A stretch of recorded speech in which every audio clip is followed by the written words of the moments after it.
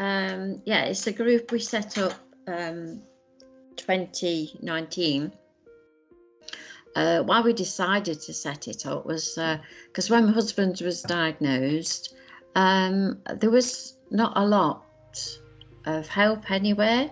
There was a medical profession help, but nowhere socially and get together and find other people that you could talk to, because, you know, talking to the carers or the people with dementia, talking to each other, get a lot out of it, because we fully understand how each other feels. So and then it was the first 4 years was really, really bad for both me and Steve. That's my husband, because we thought it was the beginning of the end. And then we thought, no, you've got to look at it day by day. So then our motto is that we help people to live well with dementia. You can live well with dementia. So that's basically what made me and Steve want to do something. Before the lockdown, we met once a month up at the church hall, and we started off with, I think it was about 8 people, and then as lockdown approached, we ended up with 28 in the group. And the main thing is just because you do get isolated, even from family and friends. I don't think they know how to approach, so we've lost friends and family, and everybody we talk to is the same. So we're just all there to help support each other and pass on information or ideas that might help each other.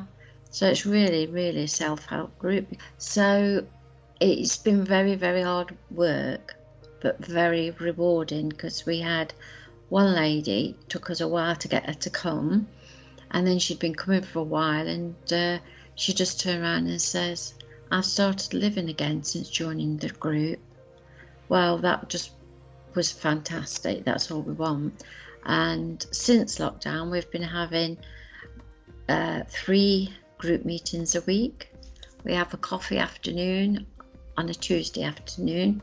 We have a Wednesday craft evening where we supply all the crafts and the projects and things. And then on a Thursday, we have quizzes, music quizzes, jokes, just chatting up, catching up with people, seeing if they're okay. I try to facilitate everything that can happen, but then I try and sit back, because it is for the people with dementia, and they decide where they want to go. They decide what they want to do. And unfortunately, a lot of people seem to think they need that taken away, and they can't make these decisions themselves, but they can. There's no reason why they can't.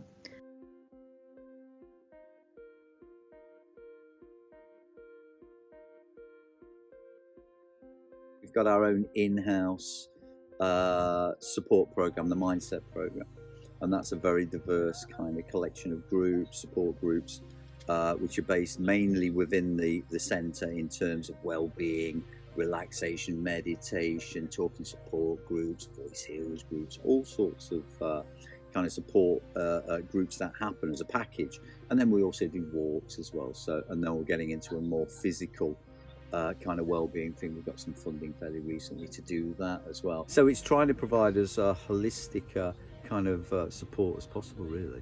People can self-refer, and that's usually available either via a telephone call if they become aware of us, or online as well. We can do it through our website, and all it requires is really just to sort of let us know if someone's struggling, and we can try and engage. So we've got mental health workers here. So staff makeup wise, I was a psychotherapist within the trust and everything else for a couple of decades. So coming into this was a natural thing for me. And we try and keep our referral kind of process as painless as possible, as accessible as possible. So people can just give us a ring or email us. We have 2 mental health workers on site as well. We've got Paul as business development manager. We have another psychotherapist who provides pro bono work, things like this. So we've got, again, quite a package to maybe just do an initial assessment, see where things are at for the individual and what they may find useful in terms of plugging into the service. So there are voluntary opportunities here as well, which is really, really useful for folks on a therapeutic level and invaluable for us as a relatively small staff team. So we have a cafe here, and we have 2 employed members of staff who run that, and we have supporting that lots of volunteers who've had their own maybe lived experience, mental health difficulties, etc. So we've got a really, really vibrant community. Obviously, in terms of COVID, that's been really difficult, but we were able to continue running in a fashion with our duty worker system, so we're able to connect with nearly 300 members we have on our database. And in exceptional circumstances, providing one-to-one for people at that point as well. But moving out again, we're starting to re-establish a sense of connection with people, because that's been a huge thing.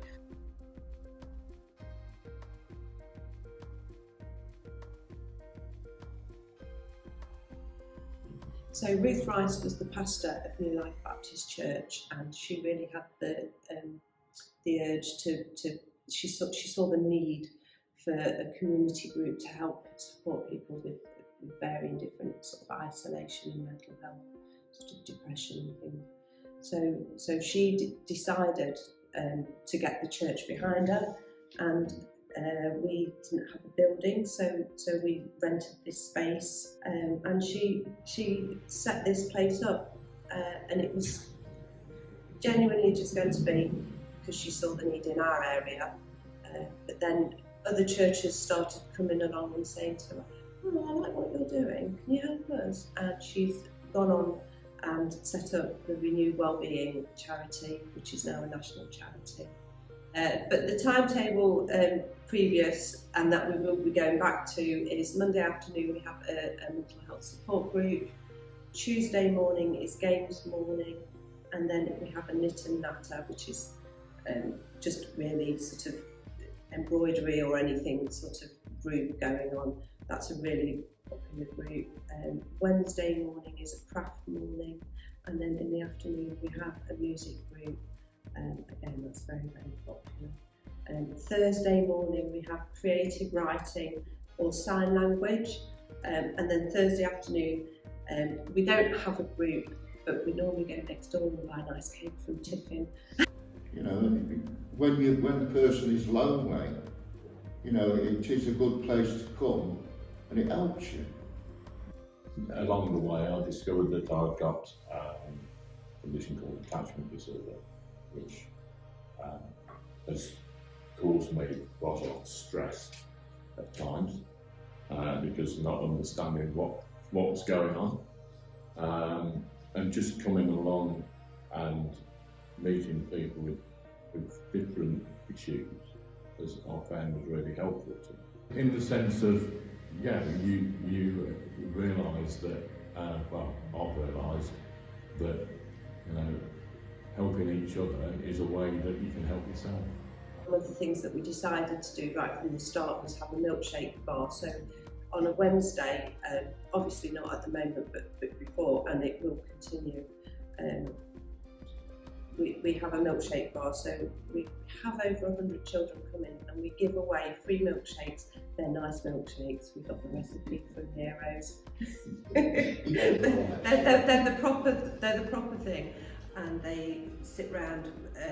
We have games on the table, so they can just have like half-hour chill. And then on a Monday evening, but 3 till 5, we run a cat job club. On the Tuesdays, depending, we either have a dinner club or we might do a bike ride. That's weather dependent. And on a Wednesday, we do the milkshake bar. I'm finding now I'm having a bit more confidence to connect with people and talk to them more. I was very withdrawn within myself before I came here, and I've seemed to, like, can I say, blossom.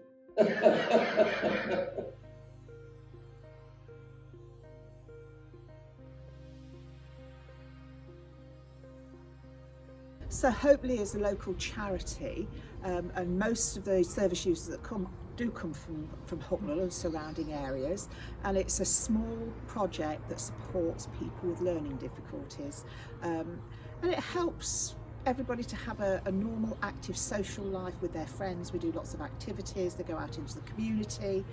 It's not only helping our service users to go in the community, it allows the community to know our service users, which I think is really, really important. I think it does our service users the world of good to get together, particularly in the times we had. It's really helped their mental health keep buoyant, because they've been able to see the friends, people they've formed relationships with over the years. Hopefully's been running now for over 30 years. Started by a carer. Yeah, started by a carer who didn't have somebody within the community, somewhere in the community, to send her son. So, yeah, she started this, and it was in a nice home environment. First came across Oakley just after David he's coming up to the end of the school and he was going to college, and I've got a friend whose lad was coming here as well. He's a year older than David, and I knew about the project because it's quite up in the local news and people know about the project. So I came and asked if David could come, and he's been coming for nearly 20 years. It's getting him doing stuff. Everyday stuff is what they do here, so he gets more out of doing things with people and learning to take turns and learning to be independent. David has an eating disorder, and he suffered a lot after my mum died about 7 years ago, and the normalness of coming here and doing structured stuff and seeing regular people and just being expected to just get on with stuff so everything's normalised helps, and routine, which is very important to David. We also help to keep their mental health buoyant, because they're seeing their friends, they're getting out every day and doing things that they like doing, and I think that's what it's important. It's doing things you like doing with people you like to be with.